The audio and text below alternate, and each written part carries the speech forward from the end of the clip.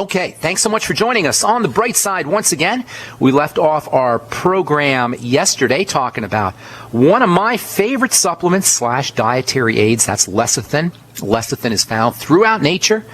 It's a fundamental structure. It's made in all kinds of plants as well as in animal cells. If you're dealing with those little bumps, keratin bumps, they call it milia or keratoses. Oftentimes they'll occur on the upper arm or sometimes on the face. They'll especially occur after you had a gallbladder removed.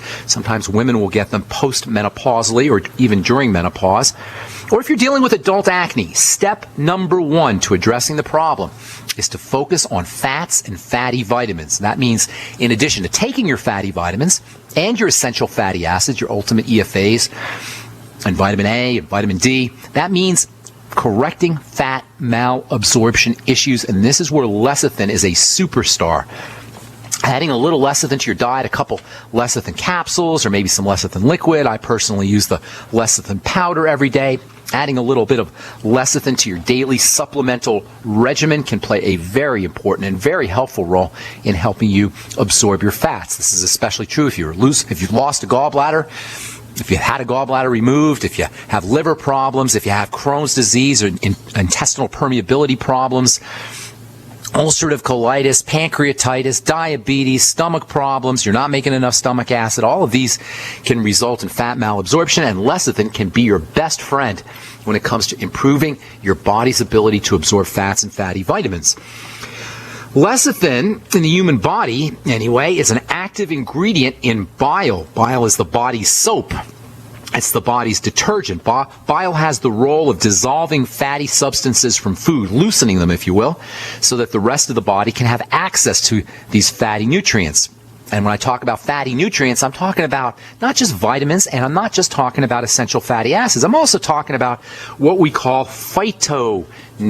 Phyto means plant, and plant nutrients oftentimes are fatty, which means that if you've had a gallbladder taken out, or you have a liver problem, or you have any other fat malabsorption issues, you may not be able to have access to the flavonoids and the keratins and the other phytonutrients, the phytoestrogens that are found in plants and vegetables. Use lecithin. If that sounds like you, use lecithin. Lecithin is readily available. It's really inexpensive. An average dose of lecithin, organic lecithin, GMO-free lecithin is going to cost you less than 10 cents a dose. And that, my friends, is a cheap and inexpensive way, really cheap and inexpensive way to support fat metabolism. And as we'll talk about here in a little bit, lecithin has way more benefits than just supporting fat metabolism. But if you're dealing with adult acne, bumps on the skin, milia / keratoses, really any skin issue, think about using a little bit of lecithin on a daily basis. And then, of course, because bile and blood fats play such an important role in cardiovascular health, heart health, using lecithin to support bile and fat metabolism can be good for your heart too. Yesterday we said that under ordinary healthy circumstances, cholesterol is dissolved in bile, but if our cells are making too much cholesterol, and that's usually in response to too much refined carbohydrates and sugar and bread, it's the number one reason why cells make too much cholesterol and cholesterol levels increase. The number one reason is problems with blood sugar or sugar metabolism, too much bread, too much pasta, too much fruit juice, too much Coca-Cola and Pepsi-Cola and desserts, etc. That's why our cholesterol goes up, and that's why once you handle your sugar business, your cholesterol will go down.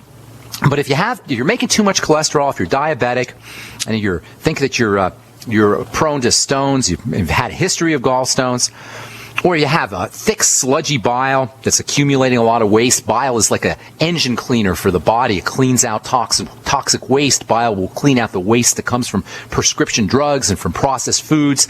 But bile can become sludgy over time. So if you have a problem with sludgy bile or you're making too much cholesterol, the cholesterol can precipitate out as crystals. It comes out of solution. It comes out of the bile solution. It'll form little rocks or stones and clogs up the tiny tubes in the gallbladder, and that doesn't feel good. As anybody who's had a gallstone will tell you, it feels pretty darn miserable. If you had a gallstone and the doctor says, well, we're going to take your gallbladder out, for most of us, if you're dealing with gallstones, you're going to say, take the thing out, but you don't need to. You especially don't need to if you don't have a stone, but you're prone to stones. If this sounds familiar, if you're prone to forming stones, the last thing you want to do, which is what 500,000 people do every year, is remove your gallbladder. Removing organs, in my opinion anyway, should be reserved for cancer, period. You need all your organs, including your gallbladder. Don't let anybody tell you. Don't let any medical professional tell you. Don't let anyone tell you that you don't need your gallbladder. You need it. And all you got to do is ask somebody who doesn't have one, and they'll tell you. If you have a history of gallstone formation, you would be wise to treat yourself, number one, as if you were a pre-diabetic, focusing on blood sugar issues. That means reducing your intake of unfriendly foods. You know the drill. You know the foods, the cereals and the breads and the pastas and the desserts and the fruit juices, etc. And then using blood sugar supporting nutrients like sweeties, longevity sweeties, chromium and vanadium are very, very helpful for helping the body process sugar. So are the B vitamins, thiamine, niacin, vitamin B12 to a certain extent, a substance called choline. All of these are available in the Beyond Tangy Tangerine product. But in addition to helping your body process sugar, if you're prone to stones, you're worried about stones, it would probably be a good idea to use bile support nutrition. And there's lots of wonderful nutrients you can use to support bile. Hang tight. We'll finish up when we come back from our break. I'm Pharmacist Ben. You're listening to The Bright Side on the Genesis Communication Network. We'll be back after this.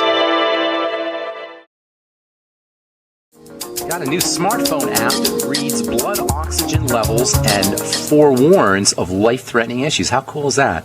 It's from Lion Gates Technology. A Vancouver-based social enterprise has secured its first major financial backers to scale up development of what they're calling the phone oximeter. Man, that is good stuff here.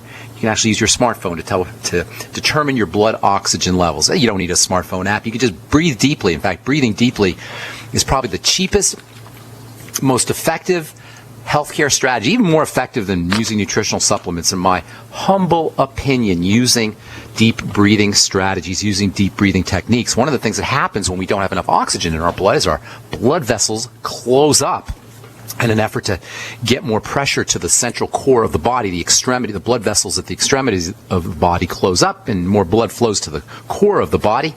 And this is one of the major causes of hypertension, of high blood pressure. They call it essential hypertension. That means hypertension that has no known cause. Well, I'm telling you, one of the major causes of essential hypertension, or hypertension in general, is low blood oxygen.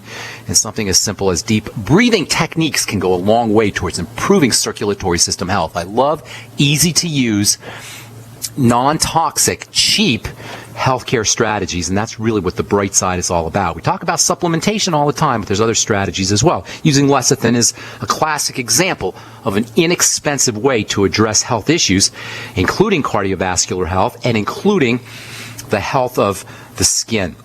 When it comes to blood vessel support and cholesterol, when it comes to using lecithin to keep stones from forming, there's no more effective strategy than to make sure that you're getting enough of these bile-supporting nutrients. And there's lots of bile-supporting nutrients that you can use to help cholesterol remain in solution, to help prevent stones without medical interference, without surgical procedures.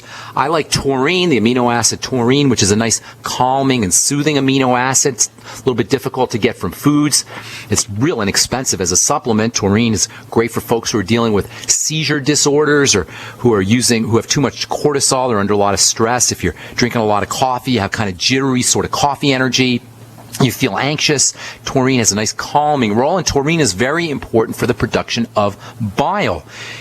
You can use something called bile salts. Bile salts are found by themselves as a supplement, or you can get them in Longevity's Ultimate Enzyme product. Bile salts will also help prevent gallstone formation by keeping cholesterol into bile. There's something called choline, which is actually a component of lecithin. Choline is available as a supplement, and then of course you can always use a tablespoonful of lecithin powder every day.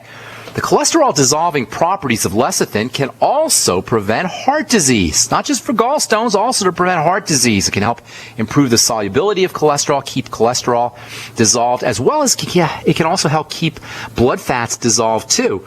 And because toxins and inorganic metals, things like mercury and radioactive substances like cesium, tend to build up in the fatty parts of the body. You guys are worried about Fukushima, the radioactive substances that we get from fish from ocean products and radioactive substances that are in the air.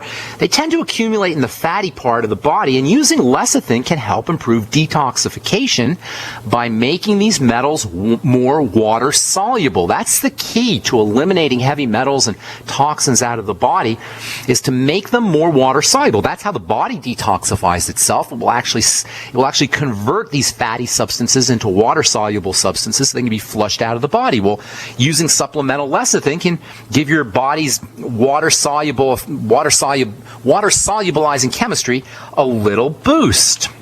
The same is true about fluoride. Using a little lecithin can improve fluoride detoxification, help clear the fluoride out of the body. Fluoride tends to deposit in fats like other heavy metals, like other metals do as well. Fluoride's not a heavy metal, but like other metals. By the way, there's really no such thing as a heavy metal. There are lots of metals that are toxic, but the term heavy metal doesn't really have a strict definition. In any case, fluoride, mercury, cesium, strontium, these kinds of metallic substances that deposit in fats as toxins, you can improve the body's ability to dump them out, to clear them out by using lecithin. These are some amazing benefits, you guys. Heart benefits, cholesterol benefits, gallbladder benefits, fat absorption benefits, detoxification benefits. These are a lot of things that you get from a supplement that is really, really cheap, on the order of 10 cents a dose, and readily available as a supplement and also as food. And as a bonus, as if that weren't enough, as if that's not enough benefits from one little old supplement, lecithin has tremendous benefits for nerve health and for brain health. It can help improve the symptoms of dementias. It can help improve Parkinson's disease and Bell's palsies and other movement disorders. And then, of course, we're talking about skin health here. Using lecithin in combination with your fatty vitamins, with vitamin A and vitamin E, or other fatty nutrients like zinc and selenium. We don't tend to think of zinc and selenium as being fatty, but indeed they are absorbed and utilized by the fat absorption system in the body. So if you have a bile problem, you may end up with a zinc problem and a selenium problem too. And it doesn't matter if you're taking the zinc and selenium if you don't absorb them. So using lecithin in combination with these minerals, as well as fatty vitamins, can help the body extract these nutrients out of the digestive tract and into the blood. Using lecithin can also help you extract nutrients, as I was saying earlier, from foods and help improve their absorption into the blood. Phytoestrogens, phytonutrients, flavonoids, carotenes, all of these kinds of substances that are in vegetables can be somewhat difficult to access, especially if you're dealing with a gallbladder problem or if you're perimenopausal or postmenopausal. Using a little lecithin can help you get nutrients out of veggies too. Bottom line, if you have any fat malabsorption issues, if you've had your gallbladder taken out, and if you have adult acne or milia or keratoses or bumps, or even if you're perfectly healthy and you just want to improve your body's ability to absorb fats, a little bit of lecithin goes a long way, either in granules, in liquid, or in capsules, or even just regular consumption of eggs and other lecithin-containing foods. You can use lecithin to keep your foods from sticking to your frying pan. That's what Pam cooking spray is. Pam cooking spray, if you look at the ingredient deck, you'll see it's lecithin. You can make your own Pam. Use a little liquid lecithin. Just put it in your frying pan. Or you can mix your liquid lecithin with a little bit of coconut oil. You can add your liquid lecithin to salad oil and put it in your salad dressings to help dissolve nutrients out of veggies in your salads. And again, this can be very important for postmenopausal women who are especially at risk for fat malabsorption. Phytonutrients, the flavonoids and the carotenes, these plant nutrients, are tremendously protective for the skin. They're especially protective against wrinkle-inducing sun rays and solar radiation. In fact, phytonutrients from vegetables are nature's very own nutritional sunscreens. But if you have fat malabsorption issues, if you got NAFLD, the latest alphabet acronym disease, non-alcoholic fatty liver disease, if you had a gallbladder taken out, you may be depriving yourself of the protective effects, the wrinkle-fighting effects of these phytonutrients. So by using a little bit of lecithin in some coconut oil, or maybe macadamia nut oil, or hemp seed oil, or other kind of nutritional oil like flaxseed oil or Udo's blend, and then putting that in with your veggies, or maybe cooking or braising your veggies with a little bit of the lecithin oil blend, you're going to be able to access those nutrients more readily and keep your skin healthier and your skin looking good longer as well. If you're perimenopausal, and again, perimenopause and menopause are really a prime time of life for for women to deal with fat malabsorption issues. If you're perimenopausal or menopausal, had a gallbladder taken out, prone to stone formation, there's a chance that you may be missing out on these sun-protective, skin-protective phytonutrients. All right, I'm Pharmacist Ben. You're listening to The Bright Side on the Genesis Communication Network. We'll be back right after this.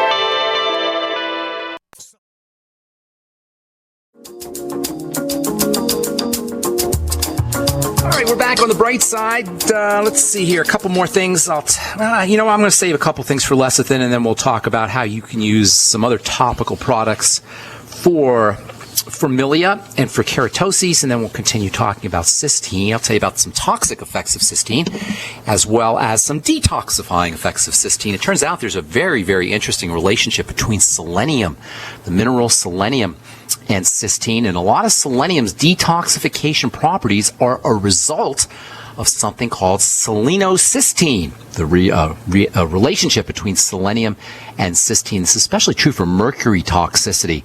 For folks who are worried about mercury fillings or mercury in fish, mercury toxicity, you can really do a wonderful job on detoxifying from mercury using cysteine in its very special detox form, as well as using selenium too. And I'm going to be blogging about selenium here in the next day or two up at pharmacistben.com.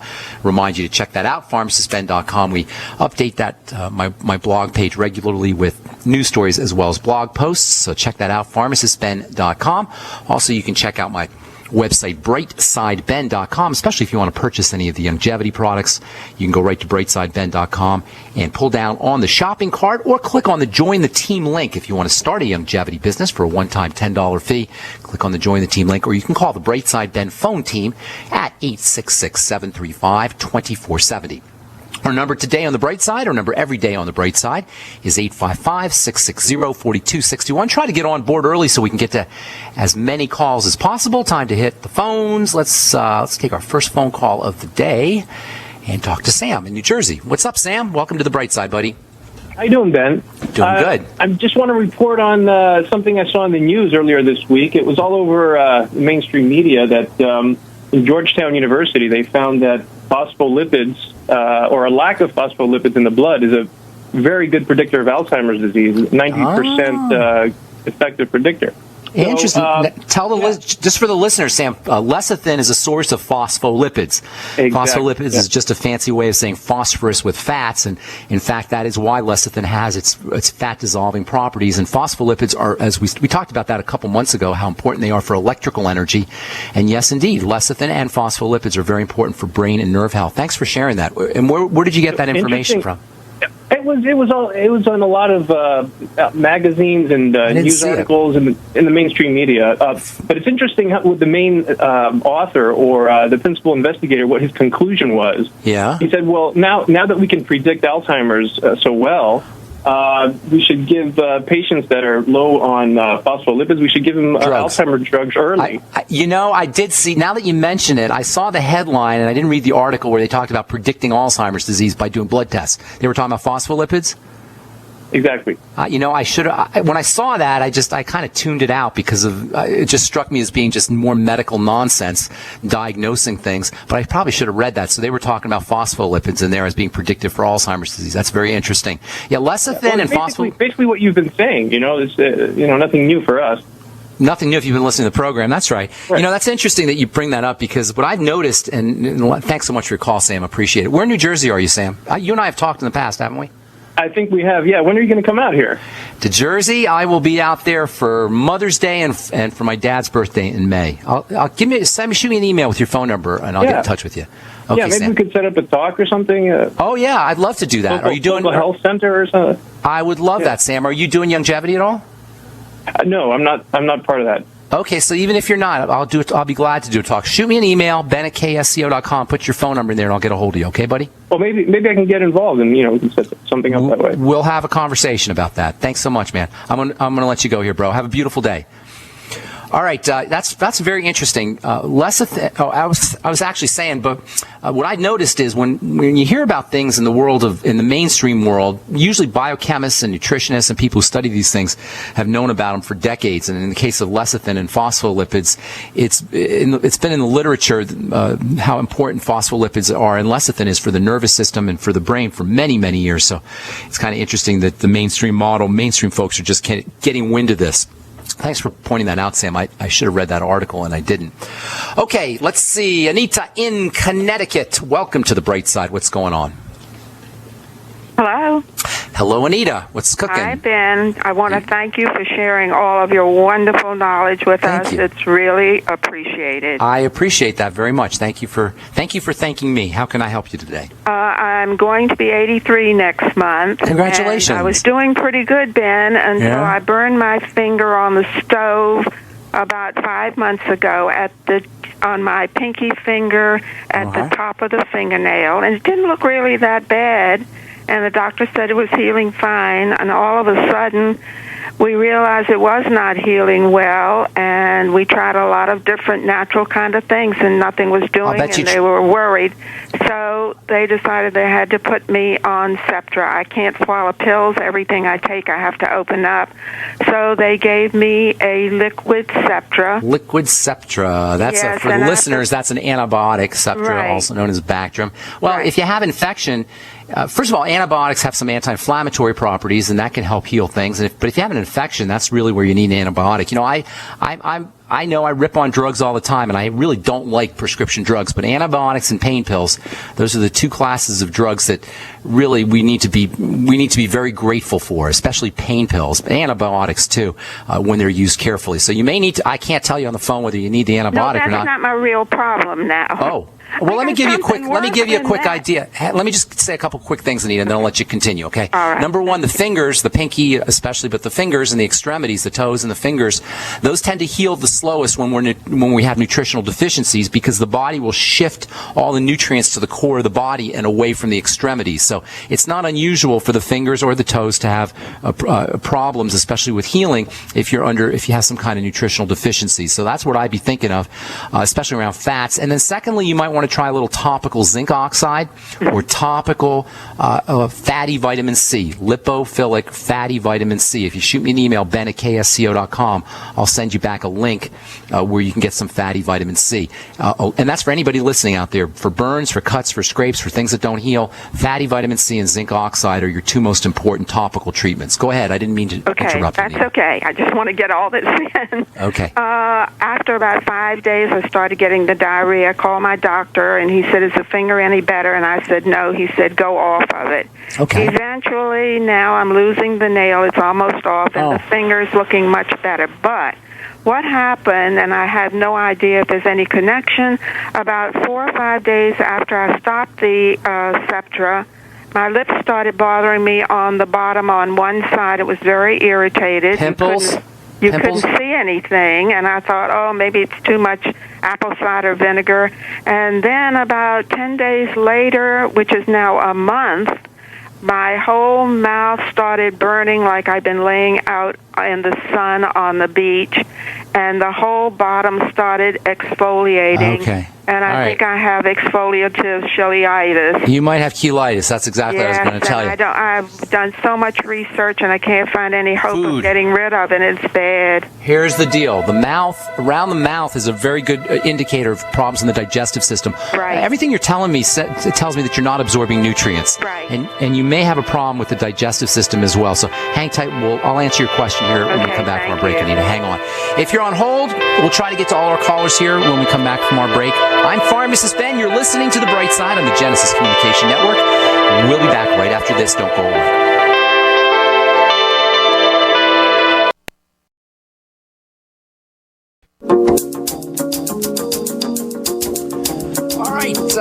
Anita in Connecticut with a little lip problem, colitis. I think you might have a problem with some nutrient absorption, Anita, and it may very well have to do with the antibiotic, the round of antibiotics that you took could have thrown off the bacteria. Are you using a probiotic supplement?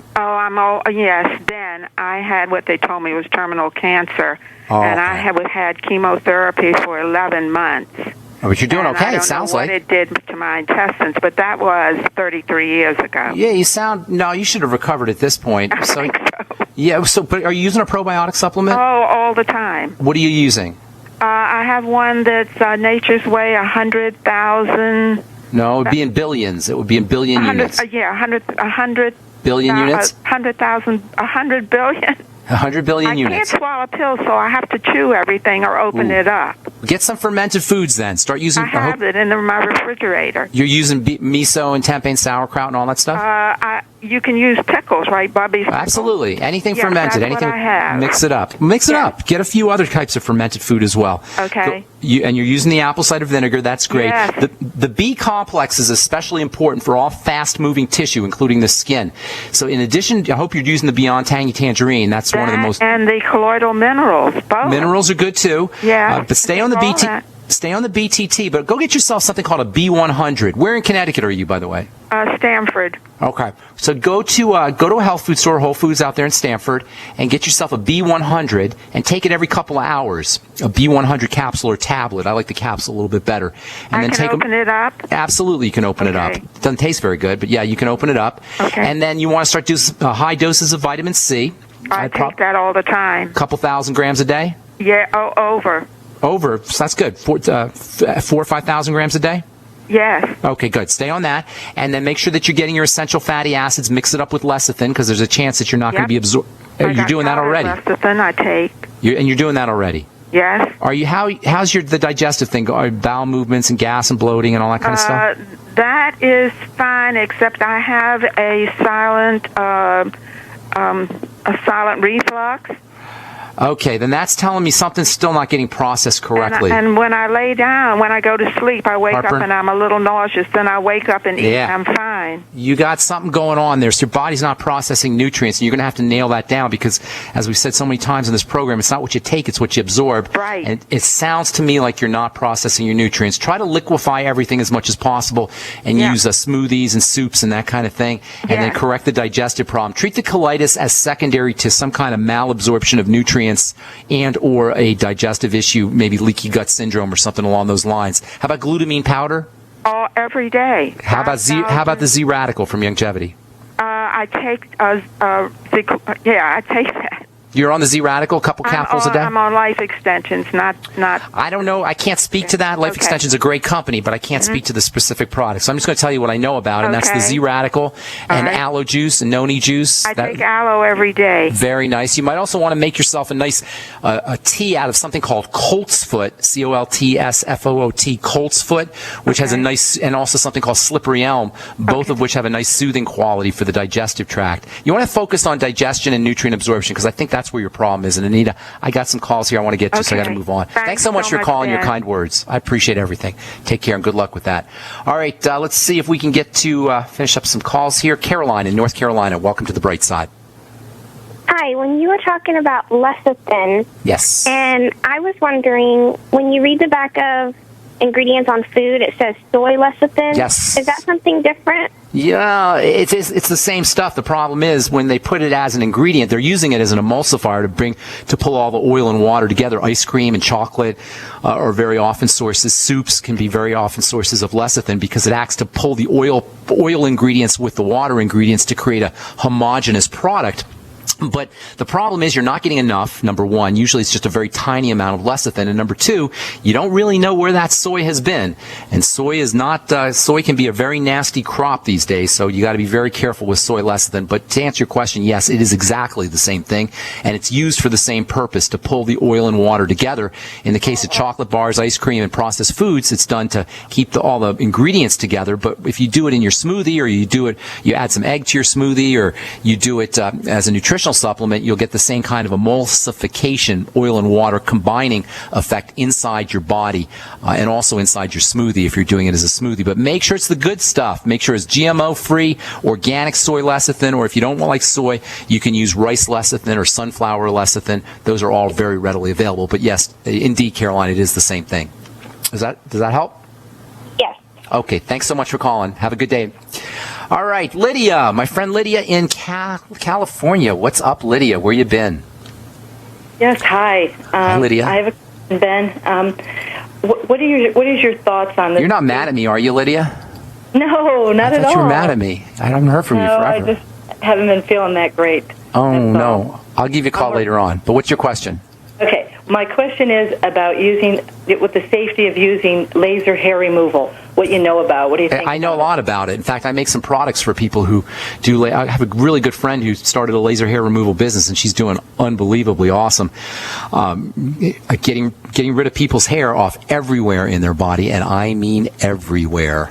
And it's very, very popular. There's not really any, as far as I know anyway, there's not really any long-term effects. And apparently, at least according to my friend, it's pretty effective. You can get rid of your hairs for forever. If you do them under your arms and other parts of your body, you can get rid of them forever. And it might be something you want to consider if you're tired of shaving.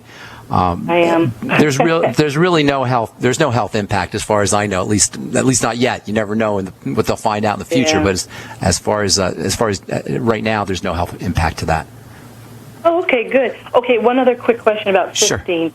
I bought this combination, glutathione, cysteine, and C. It's a combination, and I didn't decide to take it because I take NAC, and I was wondering, is it okay to take both of them? Sure. Or? Heck yeah. NAC, we're going to talk about that next week. That's the detox form of cysteine. Did you say selenium? Well, there is selenium. That's awesome. Selenium and cysteine work together, as I was saying, very effectively. And then the glutathione is a bit of a waste, in my opinion, because the body breaks up that peptide and it'll form the 3 amino acids, and you won't really get the glutathione, but it isn't going to hurt you. But the NAC and selenium are super duper important. Very, very, very important. If you have acne, by the way, out there and you're listening, NAC is almost like a miracle for dealing with acne for a lot of folks. We'll talk at length about NAC, N-acetylcysteine, NAC next week. Does that help, Lydia? They're not the same thing, though. Cysteine and NAC are essentially the same thing. From a technical perspective, no, they're not, but essentially they are inside the body. Okay, but I could take both of those pills. Sure. I mean, Heck yeah. I them. I mean, I don't have to take them, but no, you can. There's no problem with that. Okay, good. All right. Thanks, Lydia. I'll talk to you later. I'm going to give you a call later on this weekend. Oh, good. Thanks. Okay, take care. Bye-bye. It's my friend Lydia in California. Rose, what is up? Welcome to the bright side. Got about a minute and a half. Rose. We got Rose? Rose? Rose is no longer present. All right, well, we don't have enough time anyway. We're running out of time here on the bright side. Rose, if you're listening out there in the U.S., I'm not sure where you live, Rose, give us a call back tomorrow or Monday, and we'll take your call. All right, that's all the time we have for today. Thank you so much for listening, friends. If you like what you heard, tell your friends that we're on Monday through Friday on the Genesis Communication Network. That's 8 to 9 Pacific, 10 to 11 Central Time. Next week, we'll continue talking about cysteine and N-acetylcysteine, and then we'll talk about a form of cysteine that is somewhat toxic, and that's something you have to be very careful of. And then in recent years, this form of cysteine has actually been associated with a lot of health problems, including Alzheimer's disease and heart disease, and we'll talk about that next week and how you can protect yourself from this toxic form of cysteine. This is all as it regards amino acids, building amino acids. And remember, folks, we started talking about osteoporosis back, I believe, in October or November, and we haven't talked about Fosamax, we haven't talked about Prolia, we haven't talked about Boniva, we haven't even touched prescription drugs. This is all nutritional strategies for building bone as well as for building tissue, because the bottom line, friends, is we don't need any prescription drugs, with the exception of an occasional antibiotic and an occasional pain pill. We don't need prescription drugs. We don't need the medical model. We don't need Obamacare, and we certainly don't need to have organs removed out of our bodies unless, of course, they're cancerous. We can do it all ourselves using strategies like deep breathing techniques, using strategies like nutritional supplementation, using strategies like restricting our calories and making sure that we're using intermittent fasting. These are all ways that we can improve our health without interfacing with the medical model. That's why I call this philosophy the bright side philosophy, because it's the good news. It's the good news that says that the human body is a self-contained healing system. No doctors required. No pharmacists required. No pharmacist Ben required. We can do it all ourselves. Thank you so much for listening, friends. Have yourselves a wonderful, beautiful day. I'm Pharmacist Ben. We'll talk to y'all later. Bye for now.